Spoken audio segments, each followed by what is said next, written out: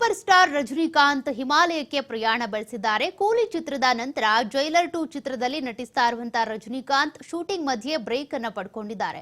ತಮ್ಮ ಸ್ನೇಹಿತನ ಜೊತೆ ಋಷಿಕೇಶಕ್ಕೆ ತೆರಳಿದ್ದಾರೆ. ರಜನಿಕಾಂತ್ ಅವರು ಸಾಮಾನ್ಯ ವ್ಯಕ್ತಿಯಂತೆ ರಸ್ತೆ ಬದಿಯಲ್ಲಿ ಆಹಾರ ಸೇವಿಸ್ತಾ ಇರುವಂತಹ ಫೋಟೋ ಒಂದು ವೈರಲ್ ಆಗಿದ್ದು, ರಜನಿಯವರ ಸರಳತೆಯ ಬಗ್ಗೆ ಅಭಿಮಾನಿಗಳು ಮೆಚ್ಚುಗೆ ವ್ಯಕ್ತಪಡಿಸಿದ್ದಾರೆ. ವರದಿಗಳ ಪ್ರಕಾರ ರಜನಿಕಾಂತ್ ಋಷಿಕೇಶದಲ್ಲಿರುವ ಸ್ವಾಮಿ ದಯಾನಂದ ಆಶ್ರಮಕ್ಕೆ ಭೇಟಿ ನೀಡಿದ್ದಾರೆ. ಅಲ್ಲಿ ಅವರು ಸ್ವಾಮಿ ದಯಾನಂದ ಅವರಿಗೆ ನಮಸ್ಕರಿಸಿ ಆಶೀರ್ವಾದ ಪಡ್ಕೊಂಡಿದ್ದಾರೆ. ವಾಸ್ತವ್ಯದ ಸಮಯದಲ್ಲಿ ಗಂಗಾ ನದಿಯ ದಡದಲ್ಲಿ ಧ್ಯಾನ ಮಾಡಿದ್ದಾರೆ. ನಂತರ ಗಂಗಾರತಿಯಲ್ಲಿ ಭಾಗಿಯಾದ್ರು ಅನ್ನುವಂತ ಮಾಹಿತಿ ಸಿಕ್ಕಿದೆ.